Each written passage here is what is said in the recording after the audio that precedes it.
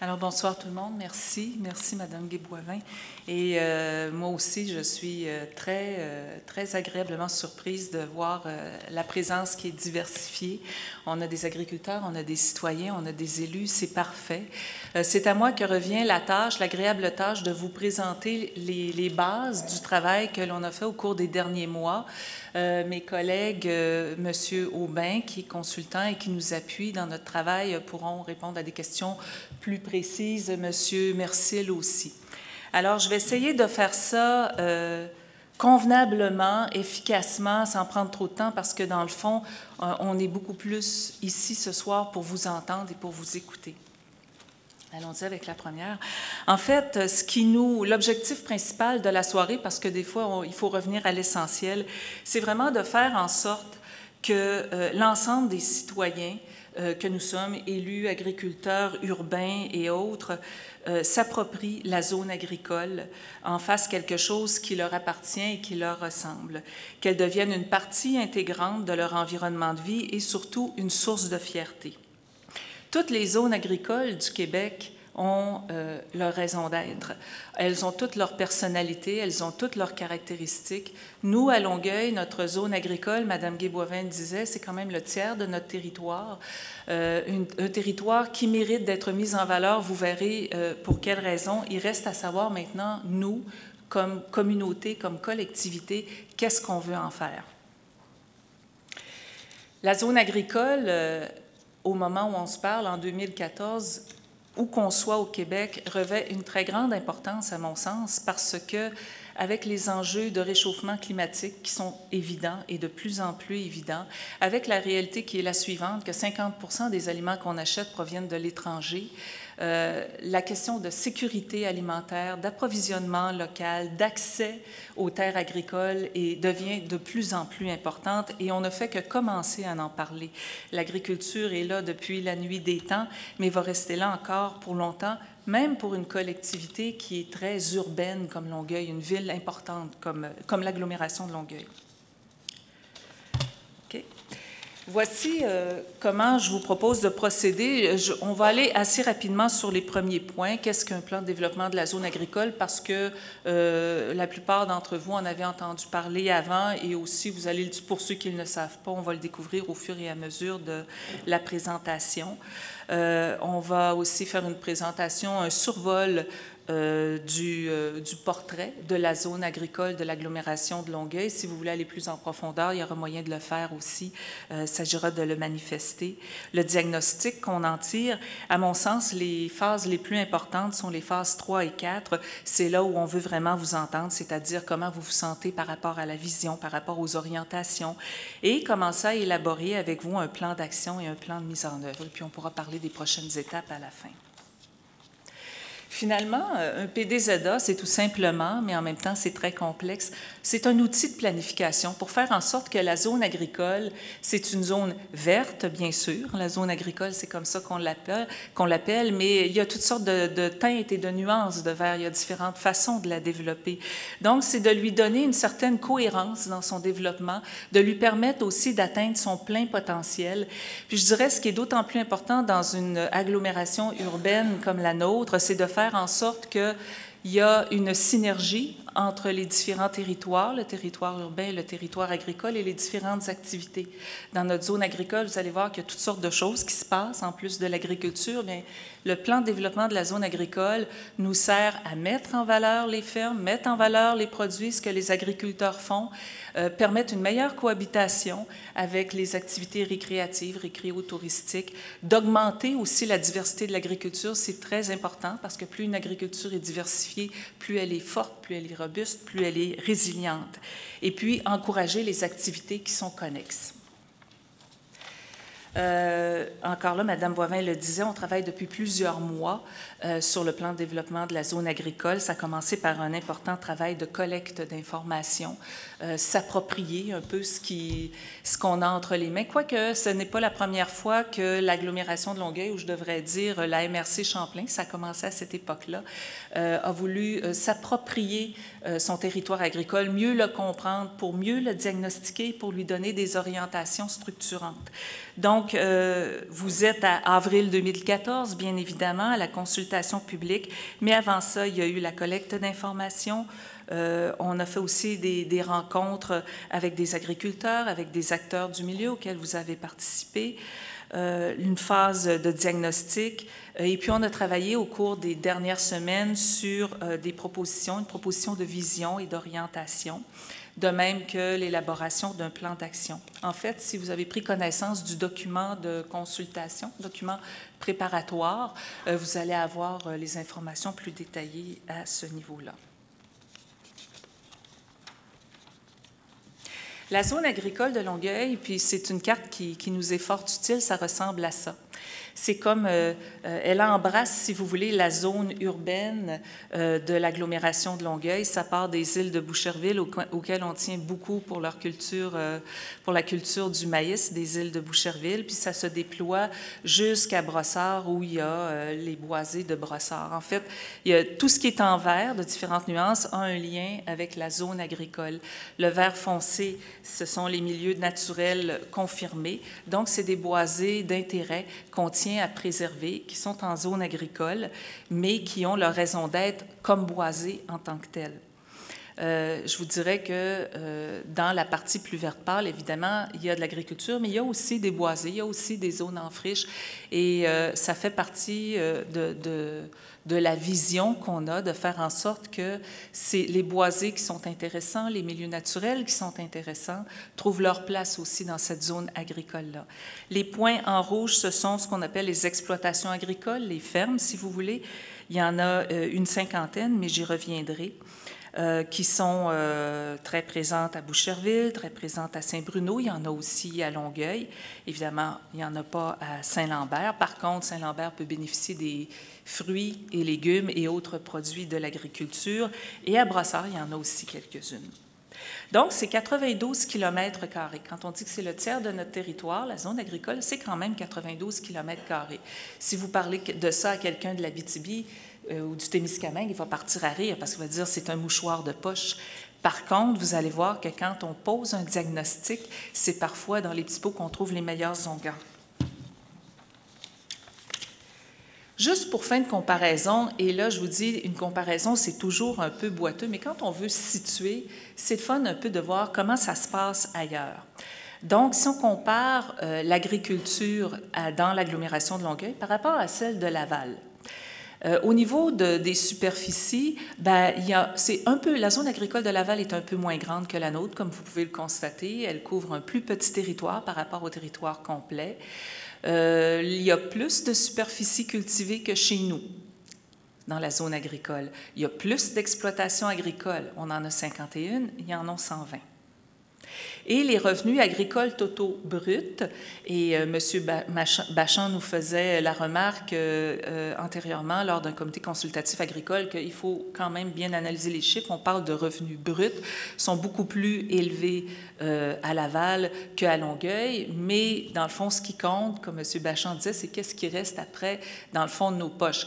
À savoir que c'est sûr que si vous faites une production en serre, une production d'orchidées en serre, comme il y en a à Laval, ça fait des revenus à l'hectare qui sont extrêmement élevés. Par contre, s'équiper en serre, c'est plus onéreux que s'équiper pour faire, par exemple, la culture du maïs. Donc, tout ça pour vous dire, je ne veux pas rentrer dans des détails agronomiques, mais tout ça pour vous dire qu'on peut voir, si on prend la situation dans son ensemble, que quand même, dans l'agglomération de Longueuil, on a un potentiel qui n'est probablement pas développé à son optimum. Prenons ça comme ça.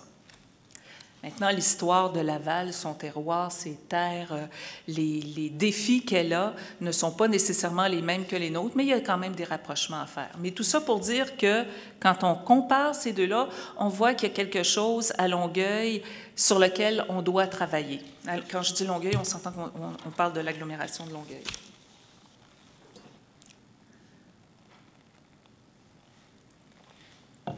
Donc, sur l'ensemble de notre 92 km², 9200 hectares plus ou moins, là, j'arrondis les chiffres, il y en a 52 % qui est occupé. Okay? Il y a 1904 hectares. Dans la partie qui n'est pas occupée, il peut y avoir les zones en vert foncé qu'on vous montrait dans la carte tout à l'heure. les milieux naturels, les boisés d'intérêt, etc. Il y a aussi des terres en friche que vous avez sûrement remarqué. C'est 1150 hectares de terres en friche. Ça, ce sont des terres agricoles qui ne sont pas nécessairement intéressantes, ou peut-être, il s'agit de voir là, dans les détails pour les milieux naturels et les boisés, mais qui pourraient être intéressantes pour l'agriculture. Donc, il y a un potentiel là, qui est loin d'être négligeable. Je vous ai dit 52 entreprises agricoles, c'est 51. L'âge moyen des agriculteurs se compare à celui de l'âge moyen des agriculteurs du Québec. Et les revenus bruts moyens par hectare cultivé sont de 2 700 $ et on en parlait un peu plus tôt, M. Aubin, on disait que ce n'est pas les revenus les plus élevés qui soient. On pourrait obtenir des meilleurs revenus que ça.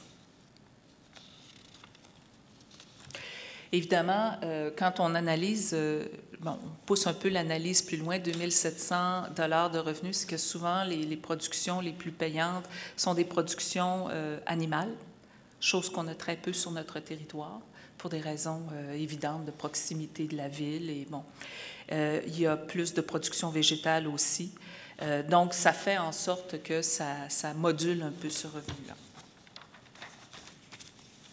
De façon plus précise, quand on regarde la répartition des types de production sur notre territoire et par municipalité, je vous dirais, on va garder ça encore dans les grandes lignes, c'est que dans notre 52 % qui est occupé en agriculture, le 52 % de notre zone agricole, les fermes exploitent 90 % de leur superficie disponible. Donc, les gens qui cultivent vraiment au maximum l'espace qu'ils ont à cultiver.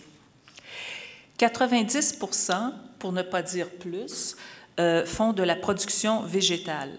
Il y a un petit pourcentage de production animale qu'on peut rattacher aux chevaux. Il y a quelques écuries. Il y a une ferme laitière. Mais pour ce qui est des fermes bovines et porcines, on en rapporte, mais je pense que c'est des chiffres qu'on pourrait revoir différemment. Là, vous savez, la façon d'interpréter les chiffres, c'est-à-dire que le propriétaire habite peut-être dans l'agglomération de Longueuil, mais son élevage n'est probablement pas dans l'agglomération de Longueuil parce qu'on les cherche encore, là, les bovins et les porcins. Fait particulier, quand on dit que chaque zone agricole du Québec a ses particularités, 70 % des terres cultivées par nos agriculteurs sont louées. Les agriculteurs ne sont pas nécessairement propriétaires de leurs terres. Ça arrive fréquemment que les agriculteurs louent des terres. C'est un phénomène qui est répandu partout au Québec, mais dans cette proportion-là, c'est quand même assez élevé. 45 % des fermes ont moins de 70 hectares. Ce ne sont pas de si grandes fermes que ça. Il y en a des plus petites et il y a moyen d'être viable avec moins de 70 hectares. Mais disons qu'on peut considérer que c'est des fermes relativement petites comparativement à la moyenne québécoise. Il y en a des très grandes aussi, puis c'est peut-être celle du milieu, la ferme moyenne. Quand on parle de disparition des fermes au Québec, en fait, l'agglomération de Longueuil suit la tendance globale québécoise. C'est qu'il y a des petites fermes, il y a des grandes fermes, mais la ferme moyenne qu'on associe souvent à la ferme familiale, elle, est plus précaire, si vous voulez, moins présente. Et puis, on a répertorié 33 activités à valeur ajoutée à la ferme. Ça veut dire quoi? Ça veut dire que sur des fermes, on peut faire de la vente à la ferme, comme Verger Charbonneau, par exemple, fait de la vente à la ferme, fait aussi un peu de transformation à la ferme, c'est une autre activité. On peut faire de l'autocueillette. Alors, il y a des visites touristiques, agrotouristiques aussi sur la ferme. Il y a des dégustations, comme chez M. Coblotte, il y a une table champêtre. Donc, il y a quand même une certaine diversification des activités. Je vous ai fait un portrait assez global. Encore là, si vous avez des questions, on pourra y revenir. Mais passons au diagnostic. On a des forces et des opportunités d'un côté, on a des faiblesses, des menaces et des contraintes de l'autre. C'est avec ça qu'il nous faut travailler. C'est avec ça qu'on va essayer de se trouver une vision et des orientations qui nous conviennent. Au niveau des forces et opportunités, nul besoin de dire qu'il y a beaucoup de zones agricoles du Québec qui nous envient à cause de la proximité des marchés. On pense à Montréal, bien évidemment, mais on pense aussi à Boston, à Toronto, à New York. Ce sont des marchés qui sont accessibles pour notre agriculture. Si vous parlez à des gens du Lac-Saint-Jean ou des gens de l'Abitibi-Témiscamingue ou des gens du Bas-Saint-Laurent, ils vont dire on a des belles grandes terres. mais on n'a pas le climat qui va avec. Nous, à Longueuil, on n'a pas la plus grosse zone agricole, mais on est certainement les plus choyés quand on combine la qualité des sols qu'on a, et on a des sols de très belle qualité, avec le climat qu'on a. Ça fait en sorte, quand je vous dis que c'est dans les petits pots qu'on a les meilleures onguents, puis on a une richesse, on fait beaucoup de jaloux avec ça. On a plusieurs structures existantes qui peuvent appuyer le développement de l'agriculture. Pensons au CLD, pensons à DEL, pensons à l'Université de Sherbrooke, pensons à l'IRDA, la plateforme en agriculture biologique. On a des chercheurs qui se spécialisent dans le domaine. On a le Centre de recherche et de développement alimentaire qui n'est pas si loin que ça, à Saint-Hyacinthe. On a plein d'organisations, d'institutions qui peuvent nous appuyer dans notre développement. Ça aussi, quand on part de loin, quand on part du Saguenay, quand on part de la Côte-Nord, ça fait loin pour aller chercher de l'expertise. Nous, elle est dans un rayon très rapproché. On a des superficies qui sont disponibles pour être mises en culture aussi. On a de la place à travailler. Et puis, on a une banque de terre qui appartient aux villes. 19 % des terres disponibles appartiennent aux villes. Ça, c'est une force aussi parce que ça fait en sorte que chacune des villes a quand même un droit de regard sur qu'est-ce qu'on veut faire avec ces terres-là, quel projet de société on veut développer. Puis ça, le 19 %, mettons le 20 % des terres qui appartiennent, de la banque de terres qui appartient aux villes, bien, ça nous donne un potentiel de réalisation qui est très intéressant. On a de l'agrotourisme, des activités récréatives. On a aussi une grappe bioalimentaire à proximité. Si vous vous promenez un peu, vous allez voir des joueurs majeurs de l'industrie agroalimentaire, des transformateurs d'envergure. Évidemment, on a une petite agriculture. C'est un défi d'aller desservir ces grosses entreprises-là. Mais parfois, des petites quantités de produits très spécialisés peuvent trouver preneurs à proximité. C'est ce qui s'appelle créer des chaînes de valeur aussi. On a des laboratoires pour le contrôle de la qualité, des centres de recherche, je le mentionnais. Et donc, on a de la matière intéressante pour développer un modèle d'agriculture périurbain. Parce que, ne nous trompons pas, juste avoir la forme naturelle de notre zone agricole, c'est clair que c'est une agriculture qui doit se tourner vers les besoins des citadins qui nous côtoient. Faiblesse maintenant. Et encore là, toutes les zones agricoles ont leurs faiblesses, nous, on a les nôtres. L'accessibilité difficile à de nouvelles terres pour les agriculteurs, pour toutes sortes de raisons, mais je vous dirais que la principale, c'est pour des raisons économiques. Hein? Les terres sont extrêmement chères pour des jeunes, par exemple, de la relève, qui veulent se lancer. Les terres sont morcelées, Mme Guéboivin en a parlé. On a des cours d'eau qui sont en surplus de phosphore, ce qui veut dire qu'on est quand même limité dans le type de production qu'on peut faire en raison du règlement sur les exploitations agricoles. Donc ça, c'est des beaux défis qu'on peut travailler. On pourrait revenir sur l'écoterritoire 21, mais l'écoterritoire 21, pour vous situer, c'est une petite portion de cette grande zone agricole-là sur laquelle on va pouvoir démontrer ce qu'on est capable de faire avec une approche éco-responsable, comment on peut développer des modèles d'agriculture à faible impact sur notre environnement. Et on compte beaucoup là-dessus pour donner l'exemple, pas juste à nous, mais à l'ensemble du Québec.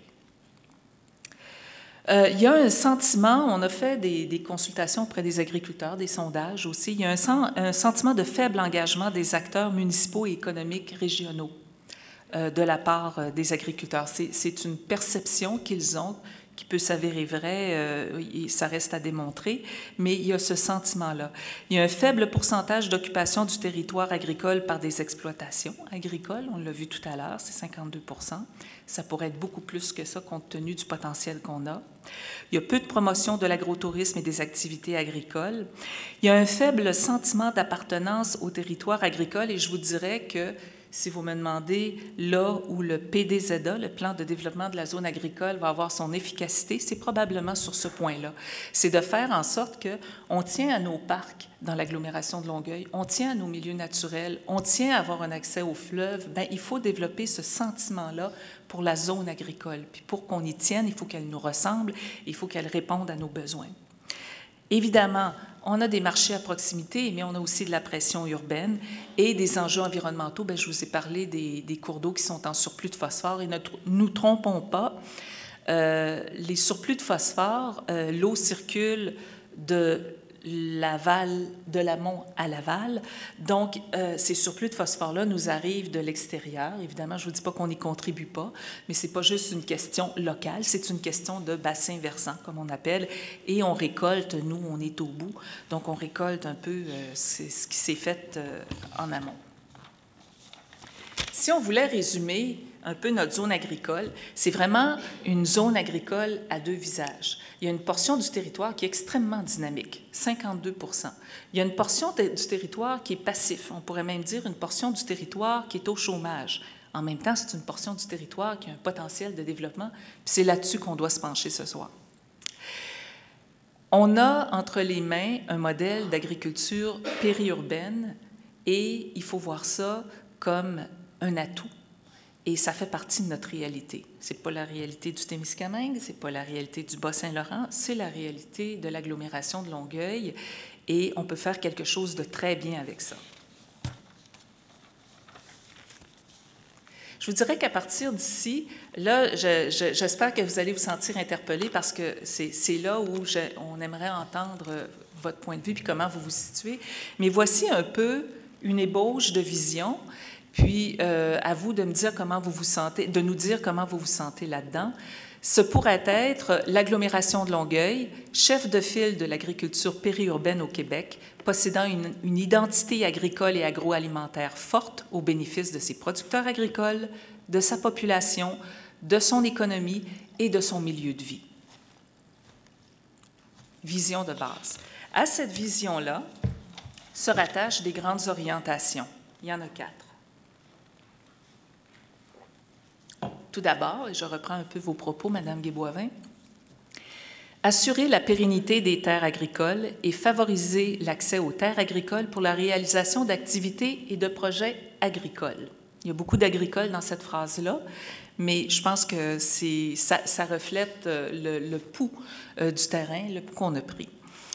Mettre en valeur l'ensemble de la zone agricole dans une optique de qualité de vie et du milieu. Accroître la contribution de l'agriculture à l'agroalimentaire régional et ses diverses retombées. Soutenir le développement d'une chaîne d'innovation régionale axée sur l'alimentation locale, les créneaux innovants et les pratiques environnementales. Ça pourrait être 4 grandes orientations qui se rattachent à notre vision.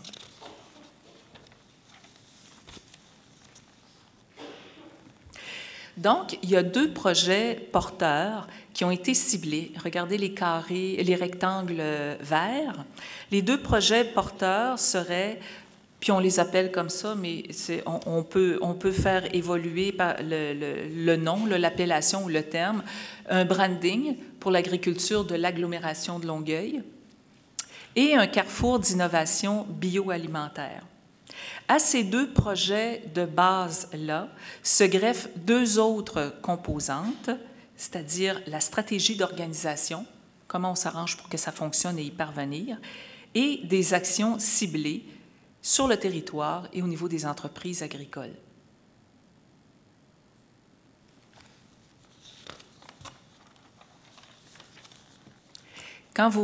Si vous regardez votre document préparatoire, on est allé dans les grandes lignes ici, pour ne pas alourdir la présentation, mais vous pourrez avoir des exemples et plus d'informations.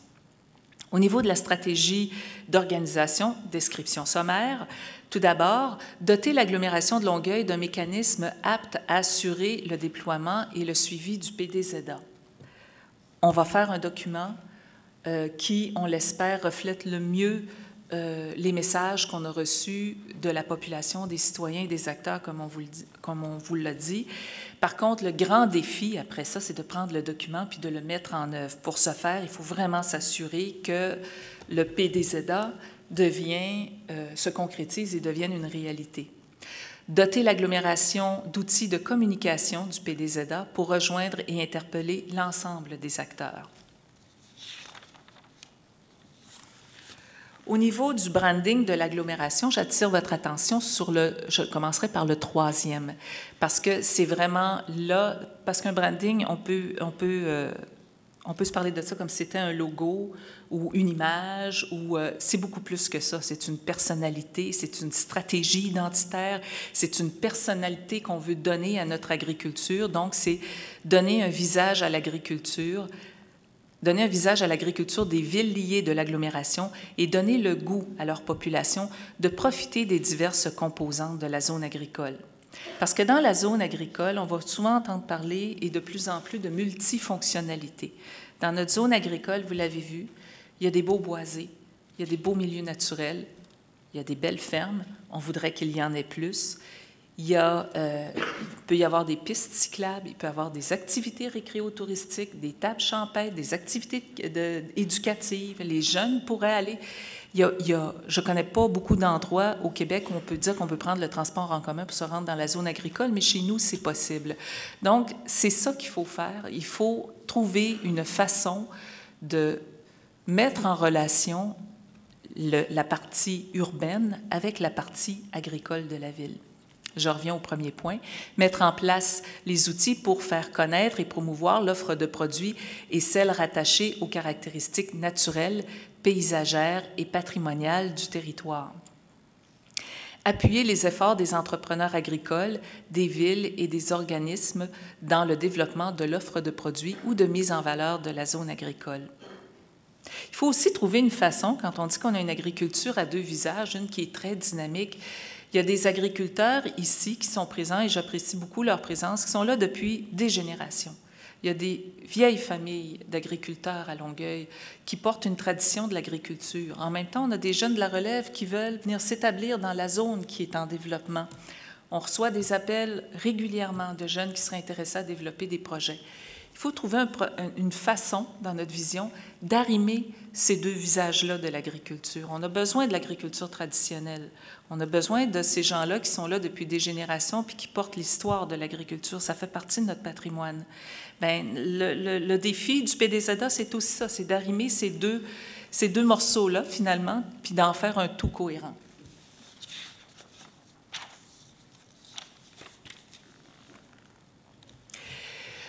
L'autre projet porteur étant le carrefour d'innovation bioalimentaire, on nous pose une question, on dit, est-ce que c'est un lieu? Est-ce que c'est un bureau? Est-ce que... Non, c'est pas, on ne parle pas d'un lieu physique, on parle beaucoup de créer une synergie entre les acteurs qui sont déjà présents sur le territoire et, comme on vous le disait, qui sont déjà... c'est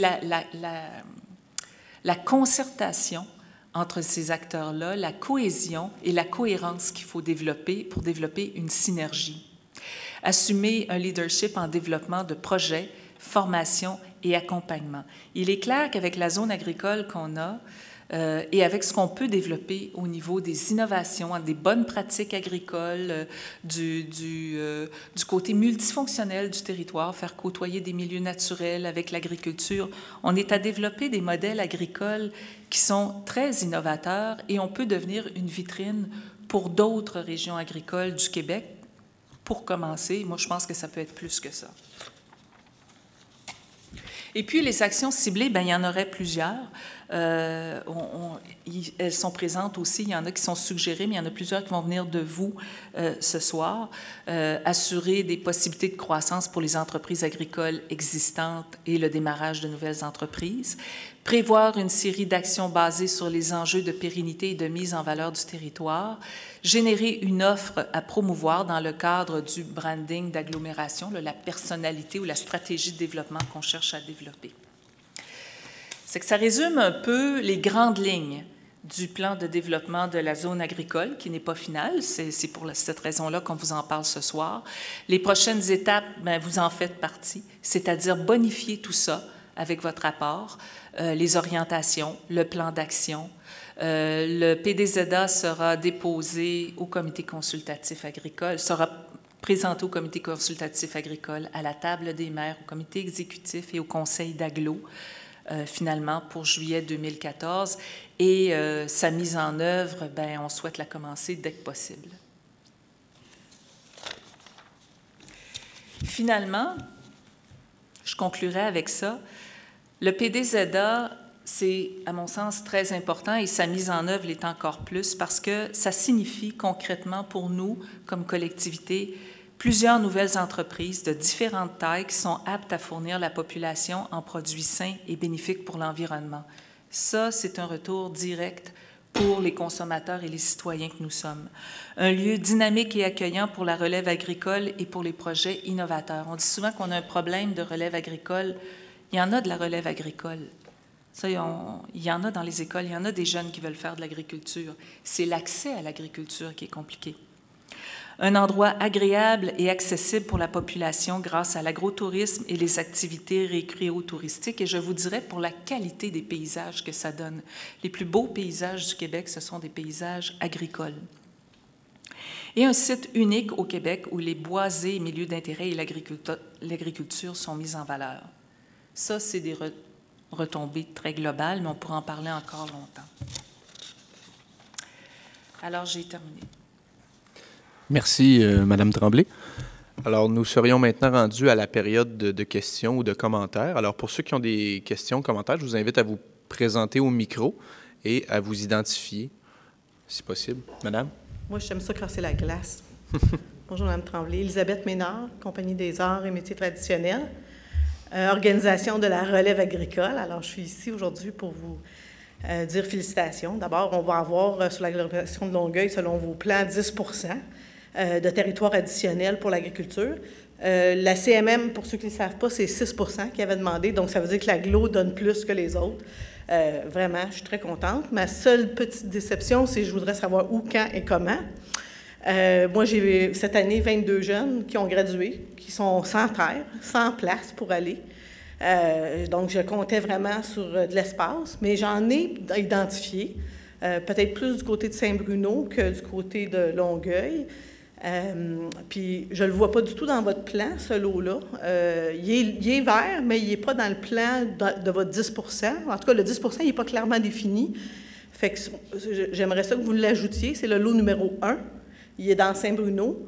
Ce lot-là, je voudrais vraiment qu'il fasse partie de la stratégie de développement de la zone agricole parce que c'est un lot qui est en friche, là, mais il y a au moins 40 % de ce lot qui pourrait accueillir de la relève. On parle d'un lot de 60 hectares. Puis il y a aussi une autre petite chose que je voudrais ajouter. Moi, j'ai quand même œuvré 4 ans sur le territoire de Saint-Bruno. Vous parlez de, bon, le branding, tout ça. Moi, j'ai bénéficié d'une organisation qui s'appelait le CDBAL. Qui faisait un peu la promotion de nos fermes. Si jamais vous avez un modèle à développer dans ce sens-là, j'ai vraiment beaucoup apprécié ça. Ça m'a amené énormément d'achalandage, un peu de télévision, un peu de communication, rien de compliqué, mais c'était vraiment très pratique pour nous. J'ai adoré ça. Donc ça serait un bon modèle pour nous autres. En tout cas, les producteurs, on trouve ça, c'est un bon modèle. Pour les jeunes aussi, ça leur permet d'avoir des beaux pamphlets à distribuer. Puis ça donne beaucoup de synergie entre les autres fermes aussi, parce que non seulement eux reçoivent le pamphlet, puis ils voient aussi où sont les autres fermes. Donc ça, j'ai trouvé ça très bon. Puis en fait, je pense que c'était pas mal ça. Mes commentaires au niveau de... Puis vraiment, un autre main d'applaudissement. Le beau petit marché à côté, c'est la première fois que je le vois. Je sais qu'il est presque prêt, mais félicitations. Ça, c'était une très bonne initiative. Merci beaucoup. Merci, Mme Ménard. En fait, je ferai un peu de surf sur ce que Mme Ménard a dit. Merci de votre intervention, Mme Ménard, c'est qu'elle parlait du 10 % puis du 6 %. Évidemment, le plan de développement de la zone agricole se rattache à beaucoup d'autres initiatives. C'est un requis du ministère de l'Agriculture, des Pêcheries et de l'Alimentation, mais ça s'inscrit aussi dans la vision 2035 du schéma d'aménagement. Du PMAD, le Plan métropolitain d'aménagement et de développement, qui recommandait ou qui nous fixe comme objectif d'augmenter de 6 % les terres en culture. Ça ne veut pas dire d'augmenter le périmètre agricole, ça veut dire qu'on en a 52 % qui est actif. Nous, on voudrait, le PMAD propose 6 %. Nous, on a été ambitieux et optimistes. C'est des objectifs, Mme Ménard, c'est pour ça qu'on n'a pas identifié, voici où est-ce qu'on va les prendre. Ça va venir. Votre lot, je ne peux pas me prononcer là-dessus ce soir comme ça, mais je vous dirais que le 10 %, on garde le cap là-dessus, en espérant qu'il va se réaliser. Il se réaliserait probablement sur des lots en friche. Et les lots en friche, si vous regardez sur la carte, Il y a la zone de Saint-Hubert qui forme un peu, on appelle ça un H finalement, c'est pour ça qu'on dit la zone H, là, au centre. C'est là où il y a le plus de terres en friche, où il y a 1100 hectares. Tu peux le montrer, oui. Donc, c'est là où il y a beaucoup de terres en friche. Je sais qu'il y en a ailleurs, Mme Ménard, puis je comprends ce que vous dites, là, je vous entends bien, mais c'est là où aussi il y a un rectangle vert plus foncé, là. C'est à peu près, ça c'est un boisé d'intérêt, on n'y touche pas, mais c'est à peu près la grosseur de l'éco-territoire 21. Puis l'éco-territoire 21, c'est le fameux emplacement où on va dire, on va commencer, laissez-nous travailler. On a dit au ministère, au MDDEFP, ministère du Développement durable, de l'Environnement, de la Faune et des Parcs, laissez-nous donc vous démontrer qu'on est capable de développer quelque chose qui est compatible avec l'environnement. Il est fini le temps où l'environnement et l'agriculture sont en confrontation. Essayons donc de voir comment on peut travailler ensemble. C'est à peu près juste là-dessus qu'on va travailler. Mais vous comprenez que les terres en friche, nous, on serait... Quand le projet de valorisation de la zone agricole de l'agglomération de Longueuil, ça fait 13 ans que les gens travaillent là-dessus. Moi, je suis relativement nouvelle, mais mes collègues, comme M. Mercil, les gens, les élus, ont porté ce projet-là parfois à bout de bras. Puis, ce qui fait que c'est long à développer, c'est entre autres dû au fait du règlement sur les exploitations agricoles. Donc, on écope, c'était quelque chose qui était hors de notre contrôle, mais on pense que là, on a une clé de voûte pour permettre le développement. Il faut comprendre aussi que défricher des terres et les remettre en état de produire, ça coûte cher. C'est qu'il faut vraiment prendre le temps de bien regarder, bien étudier, c'est presque de l'agriculture chirurgicale finalement, c'est que dans une zone comme la nôtre, on ne pourra pas défricher de bout en bout comme ça se faisait avant, puis de tout remettre en culture. Ça va être une agriculture qui se module au milieu naturel. Vous aviez dit d'autres choses, Madame Ménard. Oui, vous avez parlé du marché, vous avez parlé du CEDEBAL, effectivement, qui a fait un travail très intéressant, un travail qui va être poursuivi parce que le CEDEBAL avait donné ce qu'il avait à donner dans sa forme actuelle, puis il évolue vers autre chose, mais il est clair que l'apport du CEDEBAL et ce qu'il a apporté à la zone agricole et aux producteurs agricoles, on y tient beaucoup. Et c'est peut-être à travers d'autres véhicules qui n'existaient pas avant, exemple les marchés publics. Il y en a à Boucherville, il y en avait à Saint-Lambert. Je pense que cette année, il ne sera pas présent. Il y a le marché public ici. Bien, vous savez, ça prend du temps, hein, construire ça. Bâtir, ça prend quelques mois, vous l'avez vu. Mais construire le branding, comme on dit, la personnalité, donner le caractère à notre agriculture, ça prend des années. Il faut se donner le temps, mais ça fait partie des outils qui vont faire en sorte que le marché public et les marchés publics de l'agglomération, c'est sûrement pas le dernier, vont servir un peu d'interface entre l'agriculture puis la partie urbaine. Merci, Madame Tremblay. Est-ce qu'il y a d'autres questions ou commentaires? Oui, monsieur. Moi, j'aurais une question à vous demander concernant... Votre nom, monsieur? Jean-Claude Goyer. Merci. Concernant toutes les superficies que l'agglomération possède là, par la récupération, le remembrement, est-ce qu'il y a un travail d'irrigation naturelle qui se fait? J'entends par là nettoyer tout simplement les ruisseaux importants. J'en ai, moi, que ça fait au moins 14-15 ans que ça n'a jamais été fait, que c'est nécessaire. Les fossés de ligne qu'on appelle dans le langage agricole, la ville possède énormément de terre, ça n'a jamais été nettoyé. Ça peut être propice à ce que les gens du ministère de l'Environnement, eux autres, ils connaissent 3 mots dans leur vocabulaire: milieu humide, marécage, tourbière. Alors, à un moment donné, si on permet à l'eau de s'égoutter plus rapidement, bien, il va en avoir moins d'humidité. Est-ce qu'il y a quelque chose qui serait prévu dans ces grandes surfaces que vous avez à l'entretien de ces ruisseaux-là? Je sais que dans les dernières années, il y a beaucoup de travaux d'entretien qui se sont faits dans les cours d'eau, mais c'est probablement une action qui pourrait être indiquée là, au plan d'action, donc en fin de compte, d'assurer l'entretien des cours d'eau. C'est sûr que il y a beaucoup de milieux naturels sur notre territoire qui découlent, il y a un beau jeu de mots, qui découle du fait qu'on n'a pas nécessairement toujours entretenu les fossés, que ce soit tant en zone urbaine qu'en zone agricole. Donc, c'est quelque chose qui pourrait... Les avez-vous déjà entretenus? Pardon? Les avez-vous déjà entretenus? Bien là, je ne pourrais pas vous dire, c'était pas ma direction qui s'occupait de ça, mais je sais qu'il y a des travaux qui se font des fois quand il y a des urgences, donc quand il y a des travaux, quand il y a des grandes inondations, il y a un programme annuellement de travaux d'entretien qui se fait sur certains cours d'eau, mais de façon systématique, tous les fossés de terre agricole. Il faut comprendre aussi qu'on a beaucoup de superficies agricoles, mais on n'est pas nécessairement propriétaire de l'ensemble des terres qui longent ces fossés-là. Donc souvent, il y a encore des terres privées, des ponctuelles qui sont... donc, ça prend des fois les propriétaires, il faut qu'ils soient aussi volontaires ou... Bien, si je vous donne un exemple, si c'est un fossé, ce qu'on appelle verbalisé, il n'y a pas le choix de refuser. Là. Quand ça doit être fait, ça doit être fait. Ouais. C'est qu'ils veulent ou qu'ils ne veulent pas. Ça, je l'apprécierais parce que j'ai quelques bonnes surfaces et puis ça ferait du bien. Parfait. Il y aurait moins de milieux humides. Ouais. Je comprends l'idée globale, là, mais c'est sûr que du cas par cas comme ça, il y a une direction qui est responsable de l'entretien des cours d'eau. C'est le Bureau de l'environnement et du développement durable. Donc, on pourrait prendre vos coordonnées puis vous contacter. Mais globalement, je pense que l'action de s'assurer d'un entretien minimum là, des fossés puis des cours d'eau dans les zones agricoles, c'est une action qui pourrait être mise au plan d'action là, pour assurer dans les actions, pour assurer la mise en valeur de la zone agricole dans le futur. Je vous remercie. Merci, M. Goyer. Oh, Mme Tremblay veut ajouter quelque chose? Je vais juste ajouter quelque chose par rapport à la présence des milieux humides. C'est que il y a différentes écoles de pensée, hein, M. Goyer. Puis si je reviens au fameux éco-territoire 21, où on regarde comment on va travailler, c'est sûr qu'on a la problématique dont vous parlez. Il en demeure pas moins que, sur ce lot-là, on regarde minutieusement quels sont les milieux humides d'intérêt. Parce qu'un milieu humide, ça contribue aussi à l'agriculture. Le milieu humide, puis les boisés, ce n'est pas des ennemis de l'agriculture, ça contribue à la biodiversité qui est nécessaire à la performance de l'agriculture. C'est qu'évidemment, il y a des milieux humides qui sont faits par la force des choses, mais il y en a qui vont rester. Il y en a qui vont toujours être là. Il y en a qui...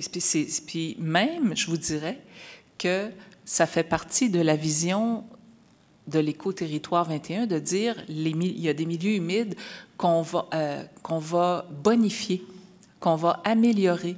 On va donner une chance à ce milieu-là de vraiment atteindre son plein potentiel lui aussi. Quand on va travailler la zone agricole de l'éco-territoire 21, on a déjà commencé à tout répertorier. On dit quels sont ceux qui ont vraiment une belle valeur en tant que milieu naturel. Autant du côté des boisés, on a un boisé magnifique sur l'éco-territoire 21.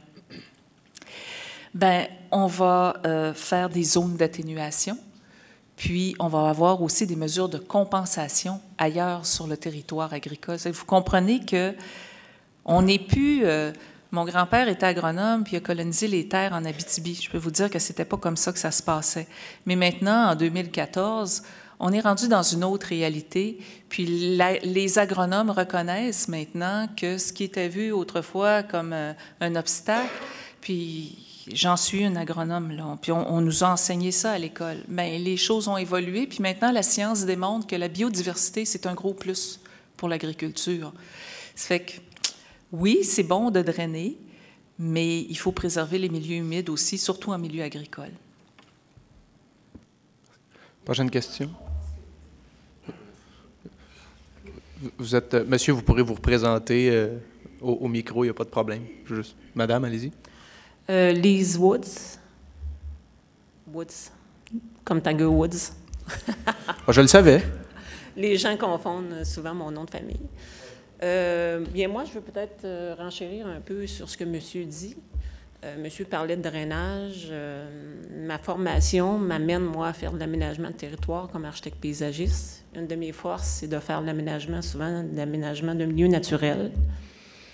Et pour faire suite à ce que monsieur dit, c'est que la question que je me suis posée, c'est est-ce qu'on va voir à cartographier justement les cours d'eau ou les ruisseaux qui ont encore un aspect naturel ou les ruisseaux qui sont verbalisés et tendre à appliquer la politique de protection autour de ces cours d'eau-là. Je pense que d'entrée de jeu, une des choses qui serait à faire, ce serait d'inventorier tout le réseau hydrique du territoire, puis voir à peut-être faire appliquer la bande de protection de ces cours d'eau-là. J'ai eu, moi, à réaménager 4 km de ruisseaux à Boucherville il y a quelques années, qui est un projet qui s'est avéré en soi, je pense, un succès. Il faudrait que j'y retourne. On l'a fait avec une biologiste, qui était de renaturaliser les rives de la rivière Au Pin sur 4 km, à partir du fleuve Saint-Laurent jusqu'à l'arrière des cours. Et une des problématiques de ce cours d'eau-là, bien entendu, c'est qu'il y avait de l'interface avec le milieu agricole. Et que le milieu agricole avait, depuis des années, empiété sur le cours d'eau et même empêché pratiquement le passage des poissons pour l'affrait du poisson. Puis, on a vu, l'urbaniste de l'époque avait vu négocier avec les entrepreneurs, pas les entrepreneurs, mais avec les agriculteurs, une compensation parce que les agriculteurs allaient jusqu'à cultiver pratiquement jusque dans la rivière Au Pin. Il y avait un remblayage même de la rivière. Donc, ça crée de l'impact sur les cours d'eau, mais ça crée aussi beaucoup d'impact sur l'écoulement des cours d'eau, puis les ponceaux qui se retrouvent en milieu agricole, puis tout ça. Donc, je pense qu'une des premières choses qui devrait être faite, avant même d'aménager le territoire, cartographier les cours d'eau, puis voir à délimiter les bandes de protection de ces cours d'eau-là. Même l'émission Découverte, ils ont fait une émission spécifiquement là-dessus sur un agriculteur qui s'est porté au jeu puis qui a décidé de le faire dans les cantons de l'Est, puis de dire, moi, je vais protéger mes cours d'eau parce que mes ponceaux sont bloqués à tous les 2-3 ans. J'investis énormément là-dedans, puis tout mon phosphore s'en va dans l'eau. Alors, il a décidé de protéger son cours d'eau, puis la résultante de ça, c'est qu'il ne perd plus son sol et son amendement dans les cours d'eau. C'est capté par les plantes, c'est transformé par les plantes. Puis il y a une économie là, puis il y a une économie pour l'environnement également. C'est ma proposition. Merci, Mme Woods. Proposition entendue, Mme Woods. Puis je vous dirais qu'on a même un peu d'avance dans le cas parce qu'on commence à travailler sur l'éco-territoire, mais ça va s'étendre à l'ensemble de la zone agricole à réaménager. La caractérisation des milieux naturels, des cours d'eau a été faite et il est prévu qu'on soit même au-delà des normes qui sont demandées par le ministère de l'Agriculture, puis qu'il y ait d'autres installations. Si on travaille en concertation avec le COVABAR là-dessus, qui est sur notre comité, qui est l'organisme de bassin versant.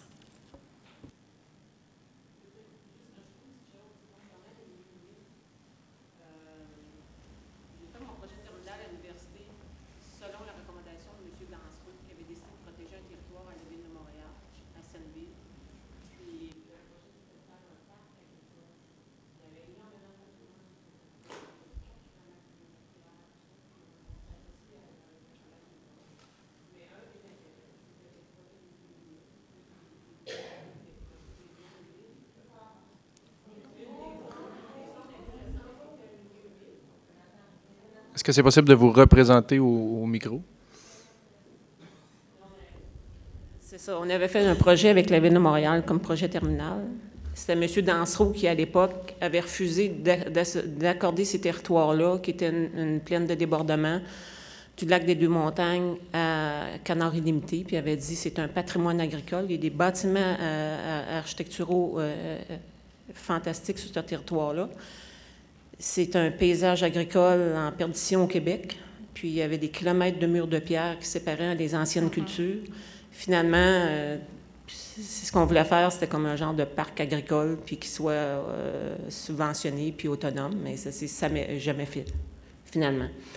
Mais ce que je voulais dire, c'est qu'on avait entamé des recherches, puis une collaboration avec des gens en agriculture au Collège McDonald, qui s'étaient montrés fort intéressés à appuyer le projet, puis développer le territoire au niveau scientifique, puis à soutenir des agriculteurs pour du riz sauvage, pour la culture d'arbres de noix, pour des pistes de développement qu'on avait élaborées avec eux en fonction des caractéristiques du territoire. Donc, c'est peut-être une chose qui peut être faite en collaboration pour le projet que vous avez.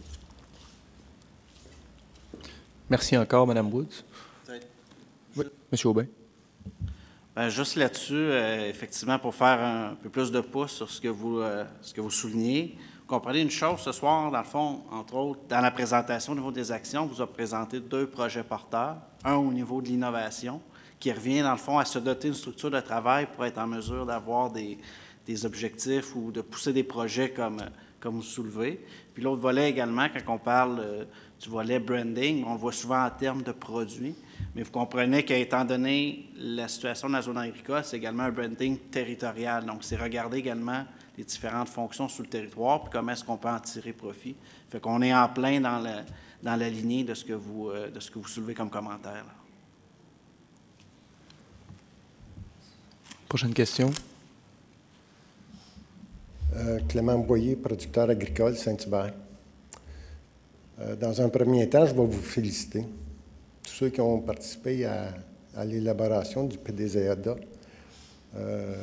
Moi, j'apprécie beaucoup ce qui a été dit ce soir, la vision du PDZA. J'y adhère pleinement. Vous mentionnez à l'intérieur de ça, de cette vision-là, que, effectivement, toute la caractéristique de l'agriculture dans un contexte de périurbain, en fait, de côtoyer toute une population, d'être prêt, de leur offrir des produits, de leur offrir des services. C'est une dimension qui est très intéressante parce que ça apporte à la rentabilité de la ferme. Et dans ce sens-là, vous savez, aussi, vous avez mentionné la diversification.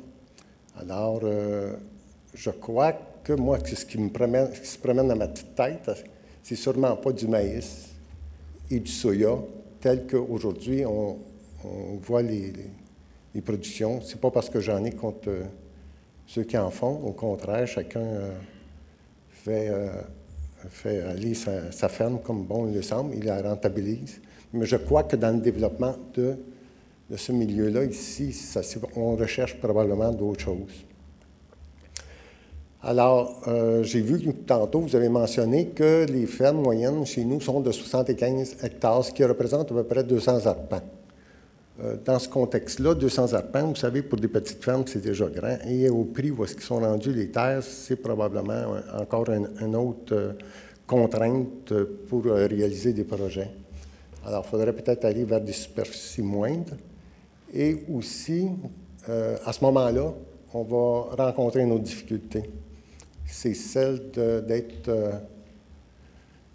que ceci réponde au profil que peut se donner la CPTAC, la Commission de la protection du territoire agricole. Et je crois que le PDZA que vous avez développé, on devrait aller chercher l'accréditation ou, je ne sais pas, le support ou l'adhérence de la CPTAQ, que ce serait un grand plus pour la réalisation de ce projet-là. Voilà, c'était mon commentaire. Merci beaucoup, M. Boyer.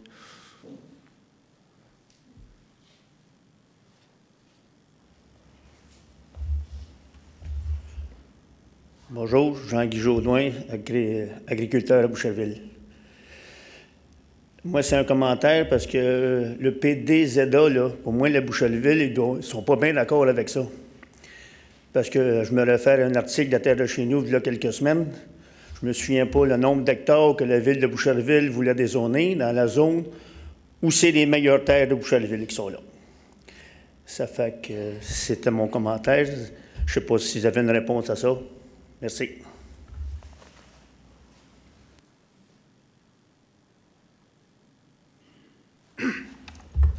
Robert Génier.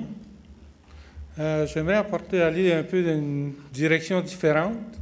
J'aimerais avoir plus d'informations sur comment vous faites le remembrement des terres agricoles.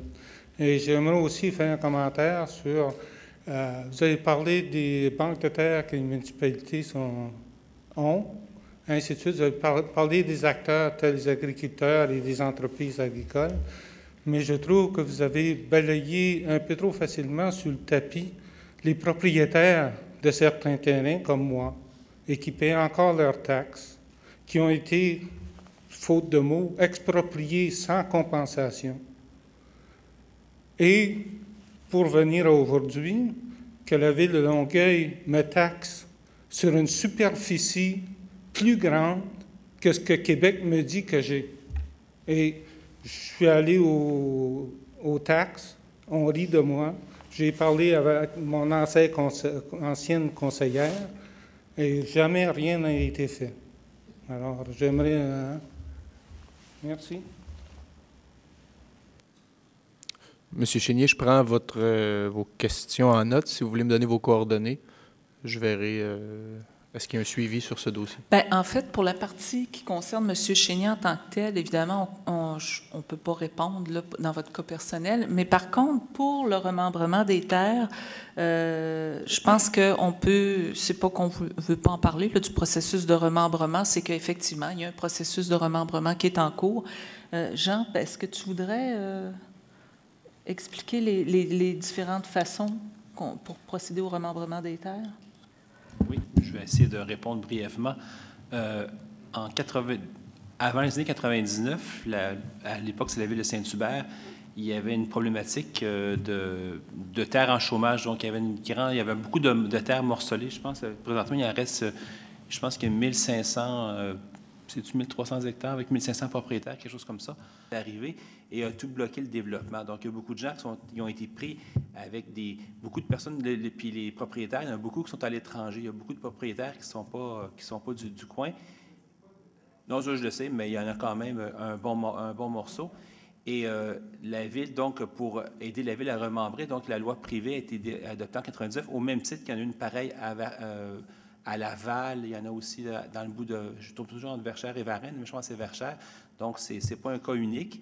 Et la loi prévoit trois mécanismes à la Ville pour, en fin de compte, remembrer les terres. La première, c'était le transfert de propriété. Donc, et Saint-Hubert a fait ça à quelques reprises là, au début des années, aux années 2000. Donc, on prenait une terre d'un propriétaire, on le déplaçait sur un terrain pour recréer une terre. Parce que la Ville ne peut pas vendre une terre à des fins agricoles sans l'avoir remembrée au complet. Donc, on ne peut pas vendre des portions de terre. Donc, c'est pour ça l'objectif, c'était de recréer des terres uniques, des terres d'origine, pour pouvoir les mettre en culture. Donc, il y a eu le processus de déplacer des terres. L'autre option, c'était de pouvoir se doter d'une surtaxe. Donc, la Ville, en 2000, je n'ai pas l'année exacte, je pense que c'est dans le bourg de 2005-2006, je crois, qu'on s'est doté d'une surtaxe. Donc, la loi permettait de taxer 100 $ ou 200 $. La Ville a opté pour 100 $ sur des petites terres. Donc, il y avait une superficie maximale qui avait été accordée, déterminée pour encourager les gens, en fin de compte, à se départir de leurs terres. L'idée, c'était quand la taxe valait plus cher que la valeur du terrain, parce qu'il faut comprendre qu'il y a la plupart des terrains qu'on parle d'un morcellement, c'est des terrains de 50%. C'était des terrains pour faire des résidences.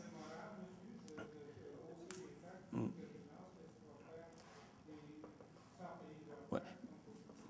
Bien, c'était pas ça. C'est juste que la loi permettait de faire ça et permettait, avec l'argent qui était recueilli, d'avoir du fonds pour remembrer, donc pour acquérir les terres et pour pouvoir procéder à la mise en culture des terres agricoles. Et la troisième option était la requête, un processus de requête. Donc, les gens qui, pour des raisons XY, pas nécessairement à cause de la surtaxe, qui ne payaient pas la taxe depuis plus que 3 ans, la Ville pouvait se porter acquéreur, mais ça, la Ville n'a pas encore utilisé cet outil-là. Plusieurs autres villes l'ont fait à travers le Québec. Donc, après 3 ans de non-paiement de taxes, la Ville peut faire une requête pour se faire déclarer propriétaire de la terre. Donc, c'est les 3 outils qui existent là, pour remembrer la terre. La Ville a quand même procédé à certains remembrements. Il y a comme 2-3 terres qui ont été remembrées comme ça, entre autres une qui a été revendue par après. Et la loi, ce qu'elle dit, c'est que 2 ans après avoir remembré une terre, elle doit la revendre, la mettre sur le marché pour qu'un agriculteur la mette en culture. Et il y a 2 terres qui ont été vendues comme ça depuis le début du processus. Mais là, on est rendu à la phase 2 et le PDZA va nous permettre un peu de voir des actions là, pour savoir quelle terre on doit prioriser pour le remembrement. Parce qu'il y a quand même beaucoup, comme disait Mme Tremblay, il y a beaucoup de gens qui sont prêts ils nous demandent des terres, mais on n'a pas de terre complète à vendre aux propriétaires, donc à des futurs agriculteurs. Donc, c'est pour ça que le remembrement est important pour pouvoir redynamiser le territoire agricole.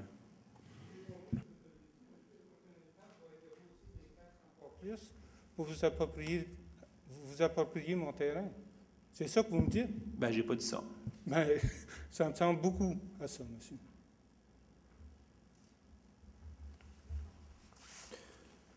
Merci, M. Chénier. Est-ce qu'il y a d'autres questions ou commentaires en lien avec la présentation de ce soir? M. Aubin. Bonsoir, Michel Aubin. Vous avez dit que le territoire agricole de l'agglomération de Longueuil, c'était 9162 hectares ou 2153 hectares, ça représente combien de terres? Ben, ou combien de l'eau? Je ne sais pas, une terre. Tantôt, on a dit une terre, c'était 75 hectares, c'est tout ça?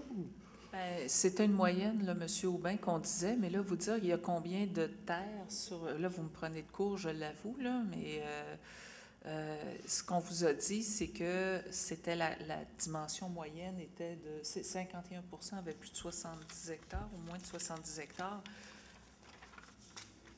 Mais c'était quoi votre question au bout de ça, M. Aubin?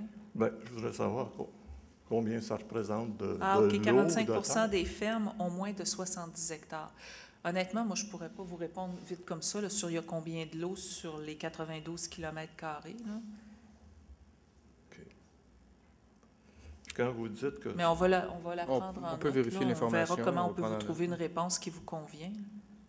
Quand vous dites que 70% des terres cultivées sont louées, ouais. À qui elles appartiennent? Est-ce qu'elles appartiennent à des agriculteurs, des compagnies à numéros? Pas nécessairement. Il y a des compagnies, mais il y a des compagnies qui appartiennent à des agriculteurs aussi. Ça, c'est difficile d'avoir un portrait précis des propriétaires des terres.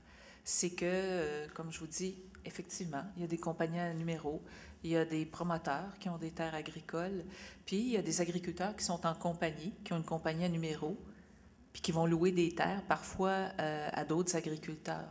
Donc, nous aussi, on aimerait ça, savoir ça. L'UPA aimerait ça, savoir ça aussi, surtout dans notre cas où est-ce que c'est particulièrement caractéristique de notre zone agricole. Puis on travaille fort pour trouver cette information-là, mais elle n'est pas évidente à trouver. Mais les villes, vous avez les évaluations, vous avez les noms des propriétaires? Bien, quand c'est des compagnies à numéros, c'est pas si évident que ça. Tu sais, c'est pas écrit dessus si c'est un producteur agricole. Merci. Merci, M. Aubin. Est-ce qu'il y avait d'autres questions, commentaires? Oui. Madame Heinz, bonsoir. Bonsoir. Peut-être que mes questions sont prématurées dans la démarche, là, mais en tout cas, je vais les poser pareil. Bien, d'abord, j'aimerais féliciter aussi, je pense, une dame qui n'est pas ici, Madame Plancheneau. Hein? C'est une dame qui a travaillé longtemps à ce qu'ils appelaient le continuum ville-campagne. C'est un peu l'ancêtre de ce qu'on voit ce soir. Hein?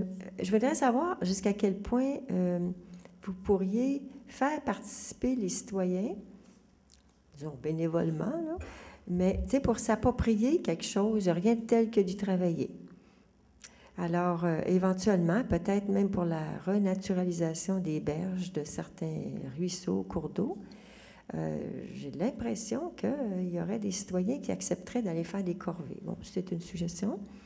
Et puis, j'aimerais mentionner que dans le boisé du Tremblay, hein, il y a d'anciennes terres agricoles. Il y a une dame qui parlait des clôtures de pierre ailleurs. Il y a plein de superbes clôtures de pierre dans ce boisé-là. Je trouve que ça serait intéressant parce que ce boisé-là est protégé, d'y voir un ancêtre des anciennes terres avec ces clôtures-là qui sont historiques. Et par après, à côté, il y aurait d'autres terres agricoles. C'est pas une question, mais je me dis, le boisé du Tremblay pourrait être un lieu d'interprétation extraordinaire pour la nature et pour l'agriculture. Maintenant, dans le branding, il faudra trouver peut-être un mot français, là, la marque de commerce, hein, la marque de commerce. Je me dis, vous dites que dans la zone agricole, il y a les milieux naturels. Pour moi, je pensais que c'était vraiment deux choses séparées, en ce sens que les milieux naturels protégés, c'est pas de la terre agricole, c'est pas du... Bon, mais en tout cas, peu importe. On a quand même une espèce animale emblématique. Je pense qu'elle pourrait être intéressante à jumeler avec d'autres choses emblématiques. La rainette faugrillon, qui est vraiment emblématique parce que ses plus beaux milieux de reproduction sont dans le boisé du Tremblay. Et puis, ça pourrait être extrêmement intéressant comme marque de commerce d'avoir ce lien-là entre agriculture et protection de l'environnement et protection des milieux naturels qui sont les pouponnières de vie. Et ça, c'est extrêmement précieux à se souvenir de ça. Les milieux humides, qui sont les... J'ai dit milieux naturels peut-être, en tout cas, vraiment les milieux humides qui sont les pouponnières de vie. Si on ne les protège pas, bien, il n'y en aura plus de vie. C'est aussi simple que ça. oui, les insectes, on en a besoin, et ces milieux-là sont en soi en perte de disparition. Alors, il y a des programmes pour les protéger, des programmes en tout cas, peu importe, là, mais cette notion-là de faire connaître les milieux humides, je sais que la Ville de Longueuil y participe. C'est toutes sortes de choses qu'on peut faire connaître parallèlement à une agriculture. Maintenant, je crois comprendre que l'agriculture qui viendrait sur nos terres agricoles serait donc valable pour l'environnement. Fait qu'évidemment, on élimine totalement les OGM, si je comprends bien. Également, bon, j'imagine que les autres pratiques vont être plus correctes, c'est-à-dire que justement des bandes de protection riveraines pour les cours d'eau, le moins possible d'engrais chimiques, j'espère, toutes sortes de choses comme ça. Il n'y a rien de simple, là, mais c'est ça que vous voulez dire, là, qu'on s'en irait, on n'accepterait pas des productions pas valables, parce que de toute façon, ce n'est pas accepté par le ministère de l'Environnement. Est-ce que c'est un peu ça? En fait, Madame Hintz, c'est que il faut faire attention quand on utilise ces termes-là. Souvent, les gens disent, bien, ça va être biologique ou ça va être écologique. Ça veut dire beaucoup de choses, mais en même temps, il faut faire attention en ce sens qu'à partir du moment où il y a une activité humaine, quelle qu'elle soit, elle a un impact sur l'environnement. J'aime parler de l'agriculture à faible impact environnemental. Ça englobe l'agriculture biologique, mais ça peut englober aussi l'agriculture dite conventionnelle. Tout est dans la façon, tout est dans la dose, tout est dans la méthode pour travailler. Je pense que naturellement, si on regarde la zone qui est particulièrement ciblée pour une remise en culture, les terres en friche, bien, ça va de soi que si on accorde une place pour les milieux humides d'intérêt, pour les boisés d'intérêt, ça se prête moins bien à des grandes cultures qu'on pourrait dire intensives. Cela dit, dans ma vie d'agronome, j'ai vu des cultures intensives qui étaient très respectueuses de l'environnement. Ça existe, ça aussi. Sauf que dans le modèle agricole, dans les modèles agricoles, parce qu'il y en a plusieurs qu'on peut développer sur notre territoire, la culture intensive s'y prêterait par la force des choses moins bien qu'ailleurs. Par contre, il y a de l'agriculture intensive dans l'agglomération de Longueuil. Quand les gens me disent « Est-ce qu'il y en a des OGM dans la zone agricole de Longueuil? » La réponse, c'est oui, il y en a. Il y a du maïs, il y a du soya, puis souvent, il y a du maïs puis il y a du soya génétiquement modifié. C'est une pratique qui est très répandue en agriculture au Québec, et puis on vit avec ça, qu'on soit pour ou contre, là, c'est une réalité. Maintenant, quand vous me dites « Il n'y aura pas d'OGM, il n'y aura pas d'engrais chimiques, il n'y aura pas… » je ne pense pas que ça se prête à la culture du maïs ou du soya, là où on s'en va, et donc, en conséquence, ça élimine d'emblée la plupart des OGM.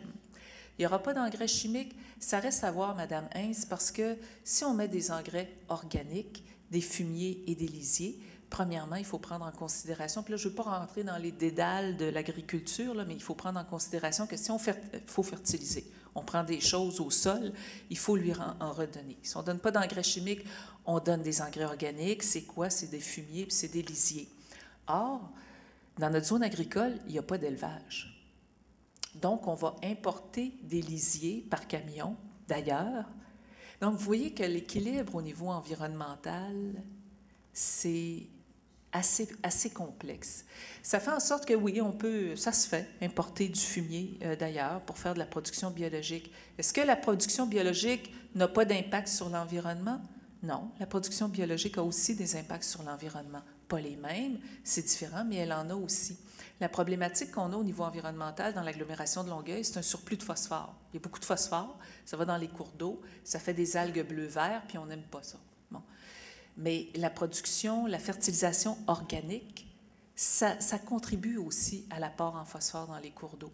C'est que je vous dirais qu'il faut faire une agriculture raisonnée, il faut faire des bandes riveraines, il faut aussi, puis la bande riveraine, là, trompez-vous pas, là, ça ne règle pas tout.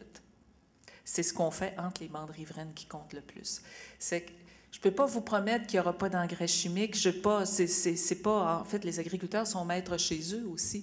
Mais je pense qu'il faut leur mettre un environnement tel qu'on attire les agriculteurs et dans un cadre dans lequel ils sont à l'aise.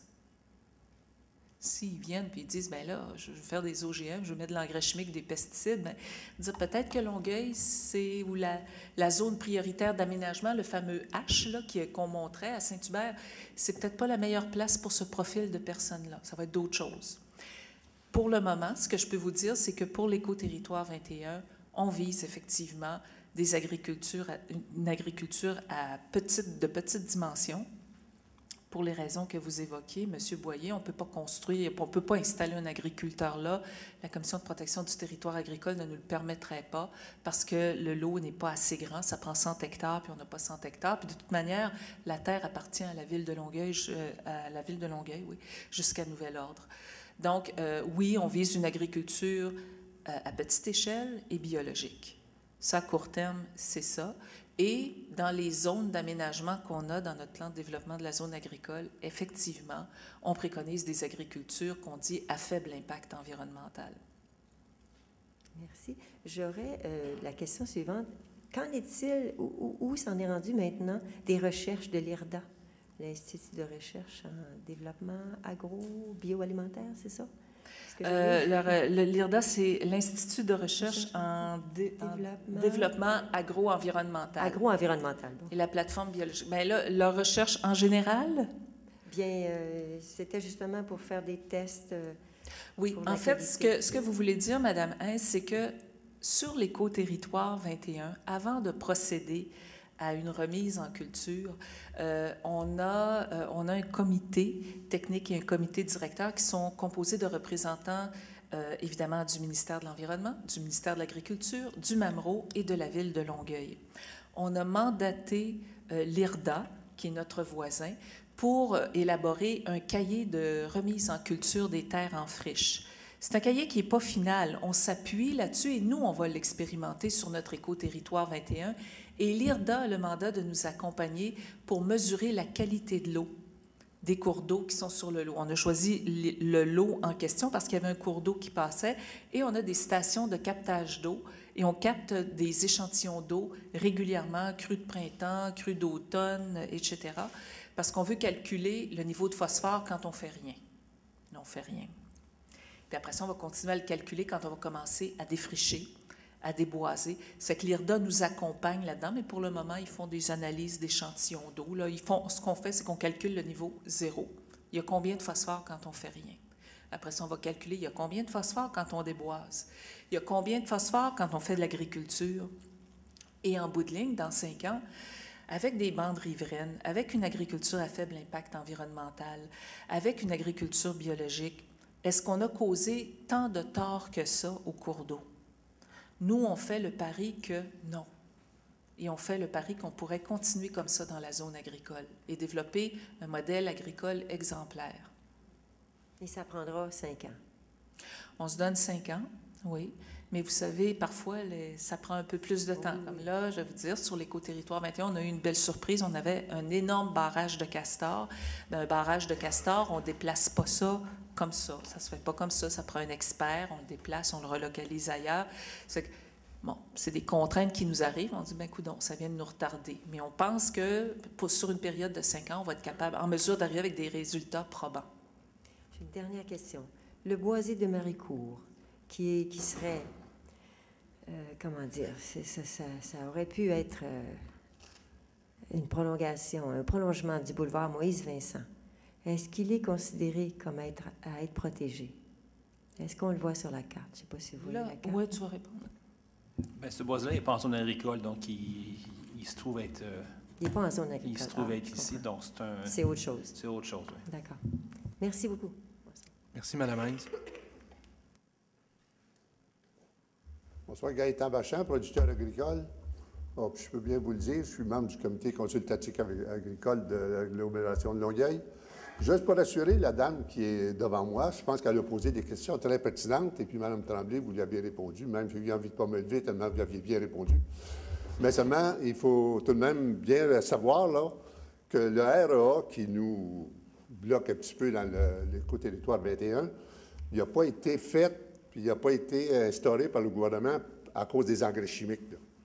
C'est à cause des engrais organiques que ce règlement-là est arrivé dans le portrait, puis qu'on est obligé de s'y soumettre, parce que ce n'est pas à cause des engrais chimiques.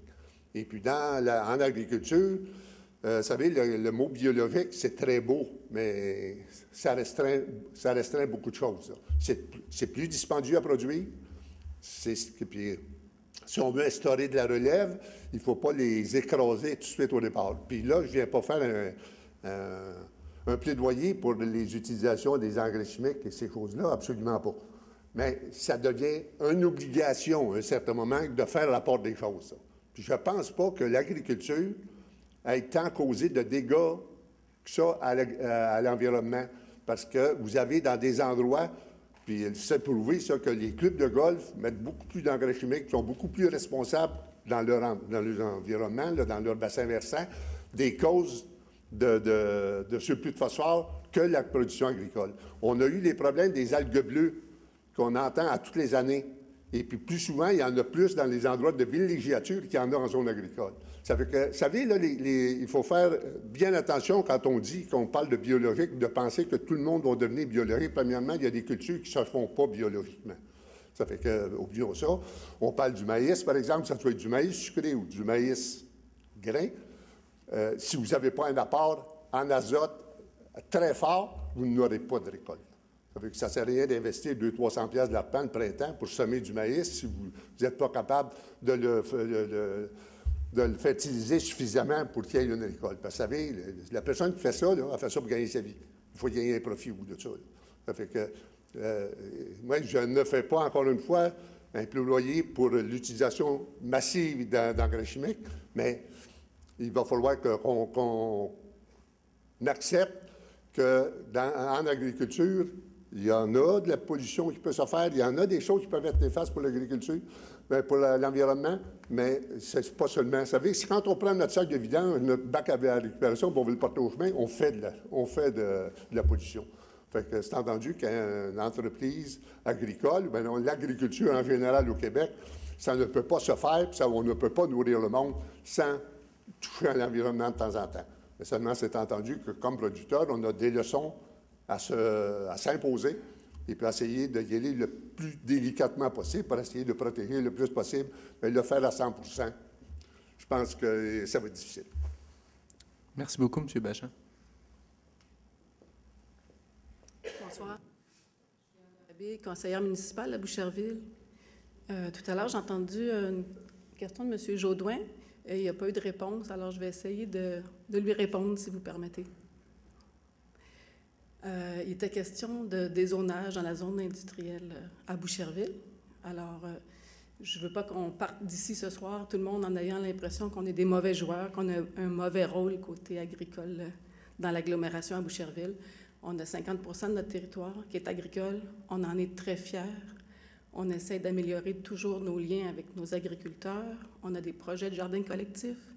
On a acheté une terre agricole. On fait du travail avec la Covabar aussi pour les bandes riveraines. On a un projet là-dessus cet été. Alors, il se fait plein de choses au niveau de l'agriculture. Et la petite confusion qui vient de l'article dans la terre de chez nous dernièrement, je crois que ça vient du fait qu'on voulait s'assurer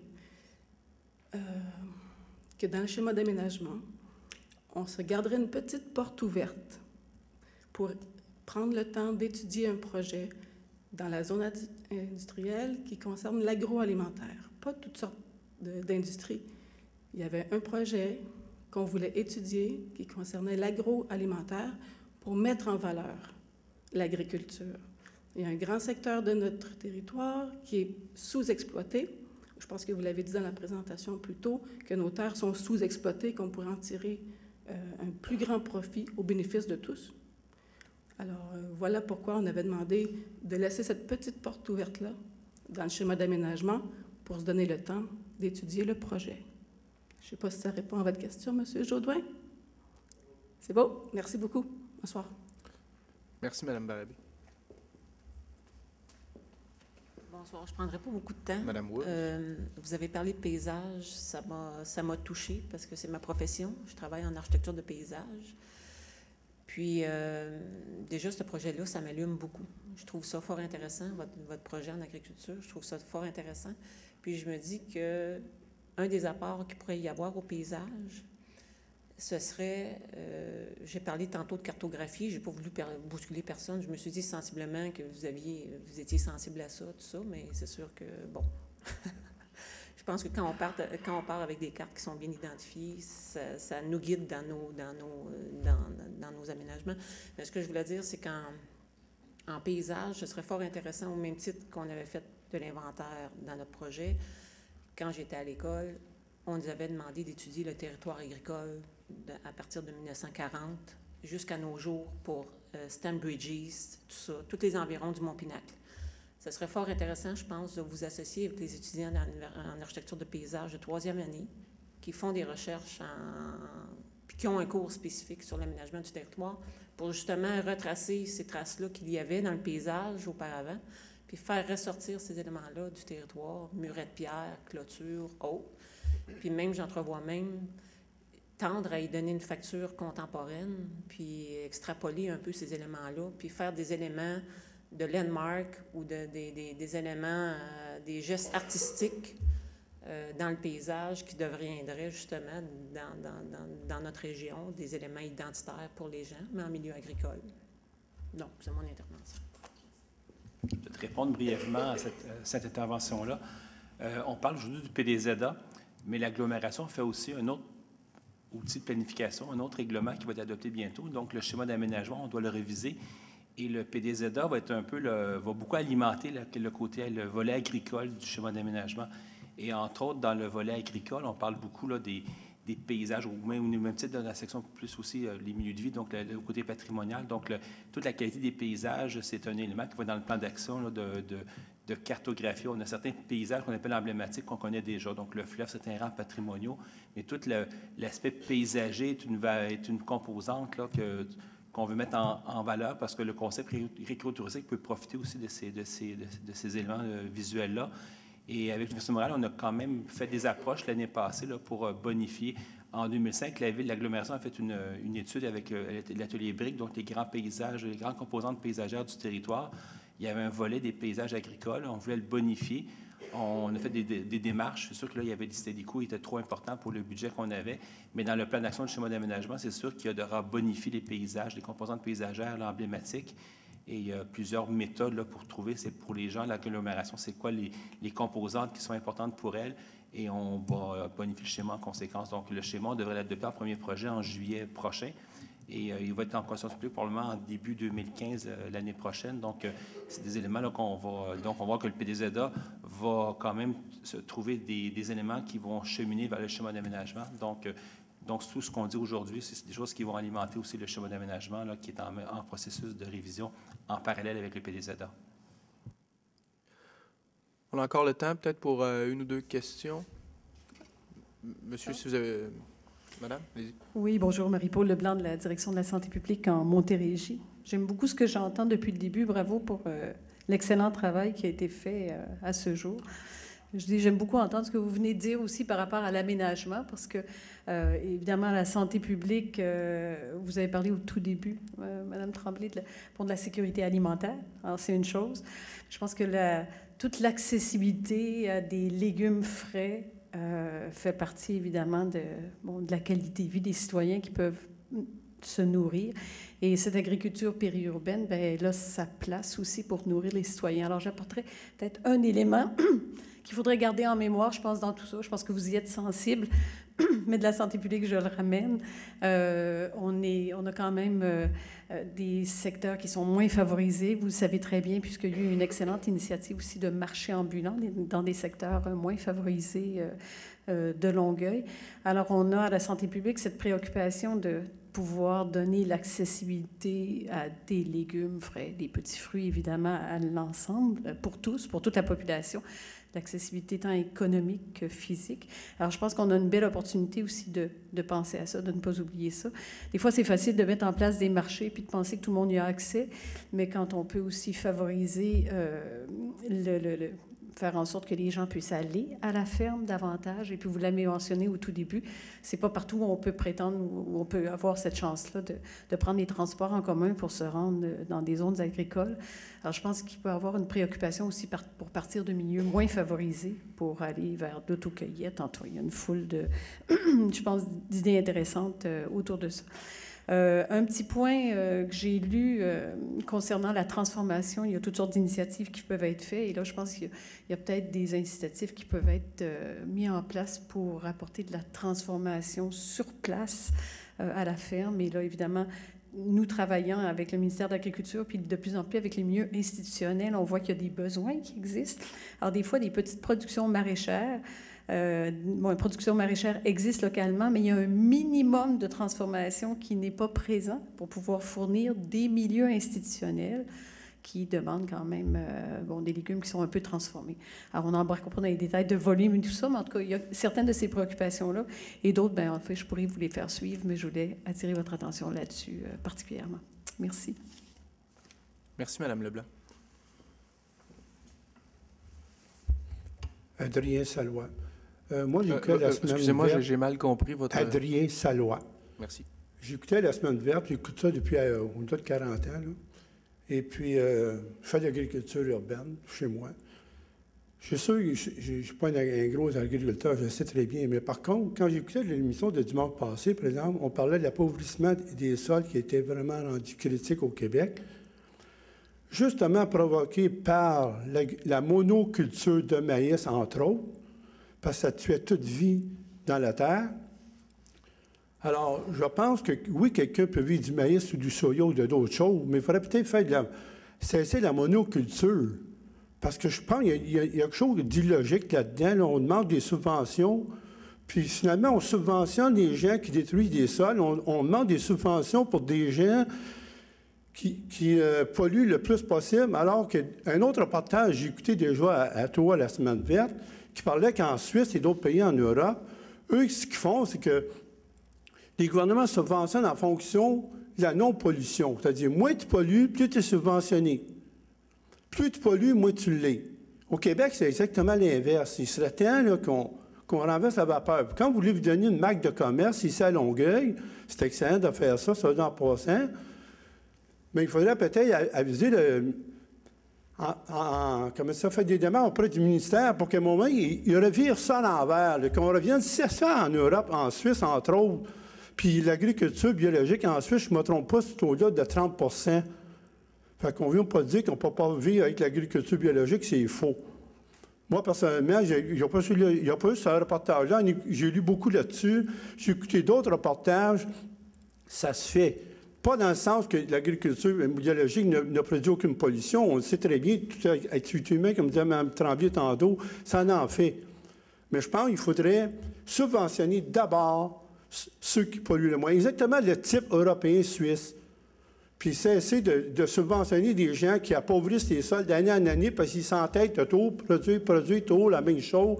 Donc, ça prend des engrais, on tue la vie dans le sol, donc ça en prend encore plus, on en donne plus. À un moment donné, il faudra peut-être arrêter. Là, des centaines de millions de données à chaque année, toujours aux mêmes gens qui polluent de plus en plus, qui détruisent de plus en plus les sols, au lieu de donner à ceux qui essaient de conserver les sols et de donner une alimentation le plus de qualité possible aux gens. C'est l'intervention que je voulais faire. Merci beaucoup, M. Salois. Est-ce que... Juste mentionner un élément, parce que l'élément qui est soulevé, c'est tout ça un débat qui est plus large, qui dépasse le cadre de l'agglomération. Peut-être ce qu'il faut comprendre comme l'essentiel au niveau du PDZA, ce qui a été présenté, c'est qu'il y a 52 % de votre territoire agricole qui est cultivé à 90 % puis qui est valorisé par l'agriculture. Dans le 48 % qui reste, à ce moment-là, on retrouve nos milieux naturels. On a la question des friches, puis la problématique de remettre en culture ces friches-là en raison du règlement sur les exploitations agricoles. Puis la préoccupation au niveau de l'agglomération, c'est comment est-ce qu'on va arriver à développer un modèle d'agriculture dans cette portion-là qui va être en mesure de pouvoir se développer, puis en même temps qui va s'assurer que les résultats au cours d'eau, que les impacts négatifs ne soient pas présents. Fait que c'est clair que dans dans cette portion-là. C'est là qu'on mise beaucoup à l'agglomération au niveau de l'innovation, puis qu'on se donne les outils pour essayer de mousser cette forme d'agriculture-là. Mais il y a vraiment, sur votre territoire, il y a vraiment les deux dynamiques qui sont présentes là. Merci M. Aubin. Dernière question, M. Aubin aussi. Bon. Tantôt, vous avez parlé de la culture du maïs aux îles de Boucherville. Est-ce que ce n'est pas appelé à disparaître avec la création du parc? Bon. La production de maïs sucré aux îles de Boucherville, et si la tendance se maintient, en situation de rétrocession des terres. Les agriculteurs sont des locataires des terres qui appartiennent à la CEPAC. Et il y a une table de travail qui a été formée au niveau et c'est la ville de Boucherville qui est le porteur de cette table de travail-là. L'agglomération y contribue et il est clair que le mandat qu'on a, c'est de trouver des solutions pour maintenir l'agriculture sur les îles de Boucherville, pour toutes sortes de raisons. D'abord, c'est une pratique agricole historique. Il y a une dimension historique là-dedans qui est importante. C'est une agriculture qui reflète très bien aussi la multifonctionnalité du territoire. Puis là, on rentre dans des termes de fonctionnaires, mais c'est important la multifonctionnalité de l'espace. Ça veut dire qu'il y a différentes populations, groupes de populations qui profitent d'un même espace et qui partagent un espace. L'agriculture aussi, aux îles de Boucherville, contribue à dégager des panoramas intéressants et à mettre en valeur les paysages. S'il n'y a pas d'agriculture, si ça retourne en friche, on va perdre énormément. Puis, je suis contente que vous souleviez ce point-là, M. Aubin, parce que la question que je me pose depuis le début du travail qu'on fait pour le maintien de l'agriculture des îles de Boucherville, c'est qu'on s'est souvent questionné sur les impacts de l'agriculture sur l'environnement. Mais rarement on s'est questionné sur les impacts de la disparition de l'agriculture, à tout point de vue. Point de vue économique, il y a 2 familles qui en vivent totalement ou partiellement, des familles qui ont de la relève agricole, il y a des touristes qui en bénéficient, il y a des villégiateurs qui en bénéficient, il y a un projet de développement sur les îles de Boucherville. Je ne vois pas pourquoi une culture qui est... Bon, on s'entend que ce n'est pas une culture intensive, là. C'est une production maraîchère. Ce n'est pas du maïs qu'on va aller vendre pour faire de l'éthanol. C'est du maïs, en fait, qui aurait le potentiel pour avoir une appellation réservée au même titre que l'agneau de Charlevoix.